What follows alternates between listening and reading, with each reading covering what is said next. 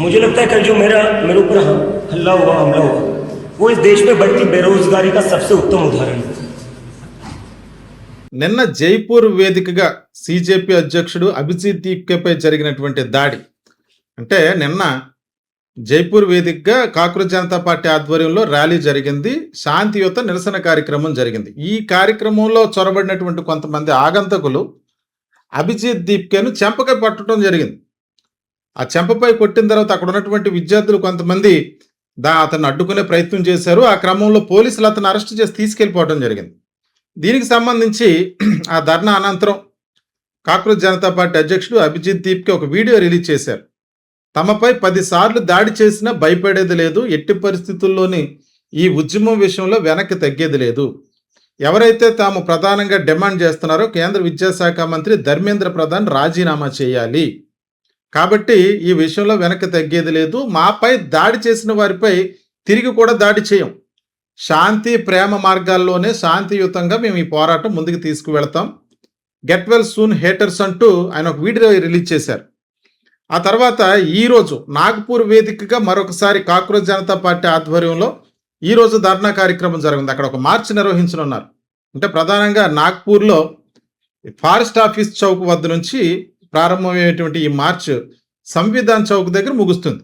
ఈరోజు సాయంత్రం 4 గంటలకైతే ఇది ప్రారంభం ఉంది. దీనికి సంబంధించి అక్కడ ఉన్నటువంటి యువత, నిరుద్యోగులు, కోచింగ్ సెంటర్ల విద్యార్థుల యొక్క తల్లిదండ్రులు, ఇతర పార్టీకి చెందినటువంటి కొంతమంది ప్రముఖులు, సంఘ సంస్కృతులు ప్రతి ఒక్కరు కూడా ఈ కాక్రోచ్ జనతా పార్టీ చేస్తున్నటువంటి ఉద్యమానికి మద్దతు పలికారు. తాజాగా అభిజిత్ దీప్కేపై దాడి జరిగిన తర్వాత ఆ తర్వాత రోజు ఇప్పుడు మళ్ళీ జరిగేటువంటి ఈ మార్చ్ కావడంతో దీనిపై ప్రధానంగా ప్రాధాన్యత సంపాదించుకుందని చెప్పుకోవచ్చు.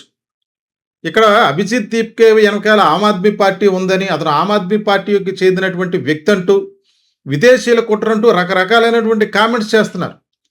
చాలా బాధాకరమైన విషయం ఏంటంటే ఈ దేశంలో జరిగినటువంటి నీట్ ప్రశ్నపత్రాల లీకేజ్ అనేటువంటి అంశం ఒక నేరమే కాదన్నట్టుగా ఒక రాజస్థాన్ మంత్రి చేసినటువంటి వ్యాఖ్య కూడా చూడొచ్చు. దీనిపై నీట్ ప్రశ్నపత్రాలు పెద్ద నేరం కాదన్నట్టు, పెద్ద అంశం కాదన్నట్టుగా అతను మాట్లాడటం, అలాగే ఆమ్ ఆద్మీ పార్టీకి చెందినటువంటి వ్యక్తి అని చెప్పేసి అభిజిత్ దీప్కేని ట్రోల్ చేయటం.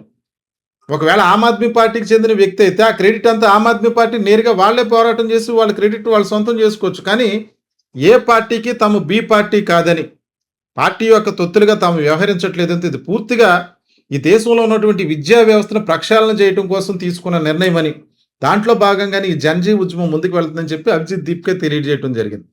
అంటే విదేశీయుల కుట్ర ఉందంటూ అతను విదేశాల్లో చదువుతున్నటువంటి వ్యక్తి కాబట్టి విదేశీయుల కుట్ర ఉందని చెప్తూ వాదిస్తున్నటువంటి నేపథ్యంలో ఈ భారతదేశం నుంచి ఎంతమంది విదేశాలకు వెళ్ళి చదువుకుండట్లేదు? చాలా రాష్ట్రాల్లో ప్రభుత్వం ఇచ్చేటువంటి చేయూతతో ఉన్నత విద్యలకు విదేశాలకు వెళ్ళి చదువుకుంటున్నటువంటి వారు ఉన్నారు. వాళ్ళందరూ కూడా దేశద్రోహులేనా? అక్కడ చదువుకుని వచ్చి ఇక్కడ కంపెనీలు పెడుతున్నటువంటి వారు ఉన్నారు, లేదా విదేశాల నుంచి ఇక్కడ పెట్టుబడులు ఆహ్వానిస్తున్నటువంటి ప్రభుత్వాలు ఉన్నాయి. అంటే వీటి వెనకాల కూడా విదేశీ కుట్ర ఉన్నట్టేనా? విదేశీయులకు సంబంధించినటువంటి ఇన్ఫర్మేషన్ టెక్నాలజీ అంతా మనం వాడుతున్నాం. విదేశాలకు సంబంధించినటువంటి ఈ యూట్యూబ్ కానీ ఫేస్బుక్ కానీ ఇవన్నీ కూడా ఇండియాలో పుట్టే, ఇవన్నీ విదేశాలకు సంబంధించినటువంటి సంస్థలే. అవన్నీ కూడా ఇక్కడ యూజ్ చేస్తున్నాం. మన వాడి సెల్ ఫోన్ కూడా విదేశీయులు కనిపెట్టిందే. వీటన్నిటి వెనకాల కూడా విదేశీయులు కుట్రన్నట్టేనా? ప్రధానంగా దీంట్లో ఉన్నది విదేశీయులు కుట్రేమీ కాదు. ఇక్కడ ఒక సుప్రీంకోర్టు ప్రధాన న్యాయమూర్తి అయినటువంటి సూర్యకాంత్ యాదవ్ ఈ దేశంలో ఉన్నటువంటి నిరుద్యోగుల పారాసైట్స్గా మారిపోయారు. వ్యవస్థను క్వశ్చన్ చేస్తున్నారు. ప్రతి ఒక్కరు జర్నలిస్ట్ అనుకుంటూ కాక్రోచ్లా మారారంటూ ఆయన చేసినటువంటి వ్యాఖ్య మంటెక్కిపోయి రేగినటువంటి చిచ్చే ఈ కాక్రోచ్ జనతా పార్టీ. ఈ దేశంలో రాఘవ చద్దా లాంటి వ్యక్తి పార్లమెంట్లో మాట్లాడుతుంటే దేశం మొత్తం అతను వెనకాల నుంచున్నారు. ఇదే కాక్రోచ్ జనతా పార్టీని సపోర్ట్ చేస్తున్నటువంటి యువతంతా తమ తరపున ఒక వాయిస్ వినిపిస్తున్నాడు పార్లమెంట్లో రాఘవ చద్దా రూపంలో. మనం అనుకున్నవన్నీ కూడా అతను మాట్లాడుతున్నాడని చెప్పి అతని వెనకాల కూడా నుంచున్న ప్రజలు మన వాళ్ళు, ఈ దేశంలో ఉన్నటువంటి యువత నిరుద్యోగులు కూడా అతను కూడా సపోర్ట్ చేశారు. ఆశ్చర్యకరంగా అతను ఏ పార్టీని అయితే వ్యతిరేకించాడో ఆ పార్టీలోకి వెళ్ళిపోవటం, తన వ్యక్తిగత స్వలాభం చూసుకోవటంతో అక్కడతో ఏ వ్యక్తితో మారిపోయినంత మాత్రమే ఈరోజు అభిజిత్ దీప్కే రావచ్చు, రేపు ఇంకొక వ్యక్తి రావచ్చు. ప్రజలు ప్రశ్నించాలనుకున్నది ఒక డిజిటల్ ప్లాట్ఫామ్ ఈరోజు దొరికింది. వాళ్ళు నేరుగా ప్రశ్నించలేనటువంటి అంశాలన్నీ కూడా ఈ digital platform cockroach Janata party అనేటువంటి డిజిటల్ ప్లాట్ఫామ్ ద్వారా ప్రభుత్వాలు ప్రశ్నిస్తున్నారు. ఈరోజు ప్రశ్నించడమే తప్పు అయినట్టుగా, వారిని దేశద్రోహులు అన్నట్టుగా, విద్రోహులు అన్నట్టుగా, దేశ సమగ్రతకు బలి చేసే ప్రయత్నం జరుగుతుందని చెప్పి పవన్ కళ్యాణ్ గారు వాదించారు నిన్న ఢిల్లీలో. ప్రధానంగా తన పార్టీని ఒక జాతీయ పార్టీగా మార్చుకునే క్రమంలో కాక్రోచ్ జనతా పార్టీపై ఆయన చేసినటువంటి వ్యాఖ్యలు చూసినట్లయితే ఈ దేశ సమగ్రతకు ముప్పు. దేశ సమగ్రత అంటే ఏమిటి? దానికి ఏ రకమైనటువంటి ముప్పు వాటిల్లుతుంది? దేశ సమగ్రత ముప్పు వాటిల్లుతుంటే వేర్పాటుతనాన్ని కోరుకోవటం, ఒక ప్రత్యేకంగా ఒక విభజనను కోరుకోవటమే సమగ్రతకు దెబ్బతీయటం అంటే. లేకపోతే ఒక సాయుధ పోరాటం ద్వారా ప్రభుత్వంపై తిరుగుబాటు చేయటం. ఎక్కడ చూస్తే కాక్రోచ్ జనతా పార్టీ నాయకులేమో మేము గాంధీ అంబేద్కర్ సిద్ధాంతాలను ఫాలో అవుతాం, శాంతియుత మార్గంలోనే మా పోరాటం కొనసాగిస్తూ, ఎక్కడ కూడా ఇప్పుడు వరకు జరిగినటువంటి ఏ కాక్రోచ్ జనతా పార్టీ నిరసన కార్యక్రమంలో కూడా హింసకు తావు లేకుండా ప్రశాంతంగా చేశారు. సోనం వాంగ్చుక్, విశ్వంబర్ లాంటి వాళ్ళు, ప్రొఫెసర్ నాగేశ్వర్ లాంటి వాళ్ళు, వీళ్ళందరూ కూడా ఆ కార్యక్రమంలో పాల్గొన్నారు. ఇంత శాంతియుతంగా చేస్తున్నటువంటి పోరాటంలో చాలా మంది ఇందులో దూరుతున్నారు.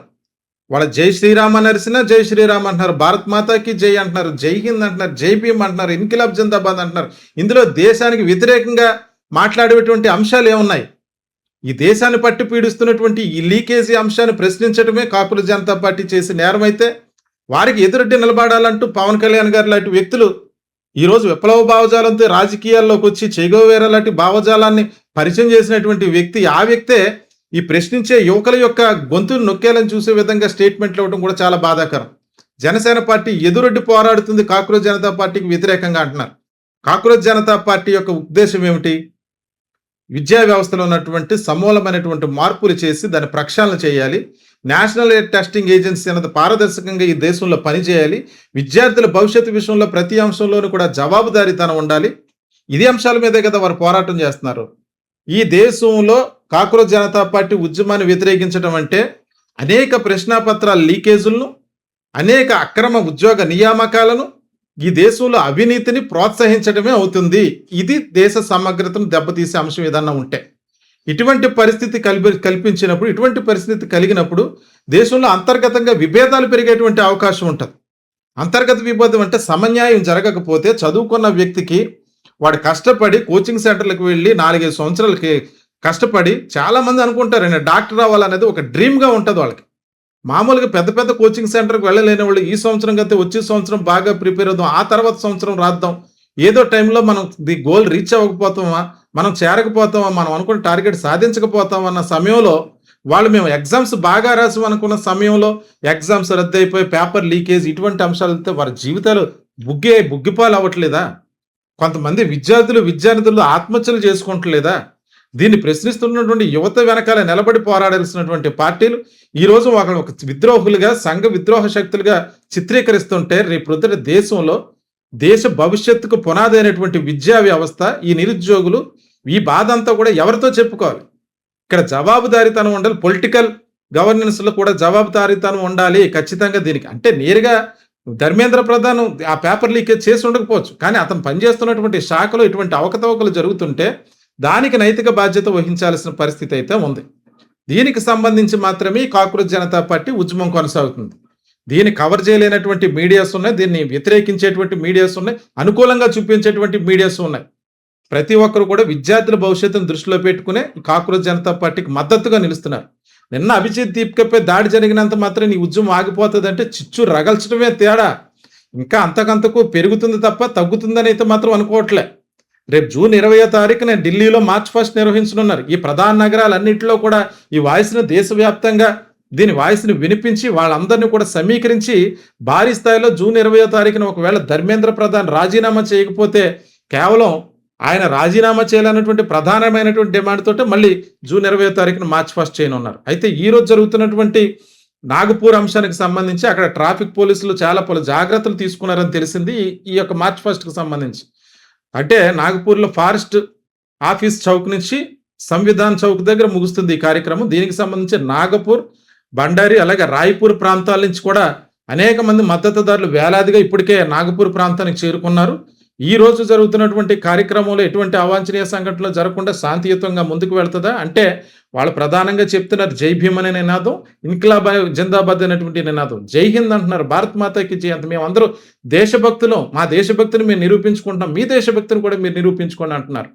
ఇటువంటి పరిస్థితుల్లో యువత చేస్తున్నటువంటి ఉద్యమానికి ప్రాధాన్యత ఇచ్చి ఈ కేంద్ర ప్రభుత్వం ఖచ్చితమైన నిర్ణయం తీసుకుని ఒకవేళ ధర్మేంద్ర ప్రధాన్ రాజీనామా చేసే విధంగా చర్యలు తీసుకుంటుందా, లేదంటే జూన్ 20 లోపు ఇంకా ఎటువంటి సంఘటనలు జరగబోతున్నాయి? అంటే ఇప్పుడు అభిజిత్ దీప్కపై దాడి జరిగినట్టుగా ఇంకా ఎవరి మీదైనా దాడి జరిగే అవకాశం ఉందా? ఏ రకమైనటువంటి పరిస్థితులు ఈ ఉద్యమంలో తలెత్తబోతున్నాయి? అలాగే జూన్ 20వ తారీఖున ఢిల్లీలో చేయబడేటువంటి ఉద్యమానికి పోలీసులు అనుమతి ఇస్తారా లేదా? ఏం జరగబోతుందన్నది మరిన్ని విషయాలతో మళ్ళీ మీ ముందుకొస్తాను.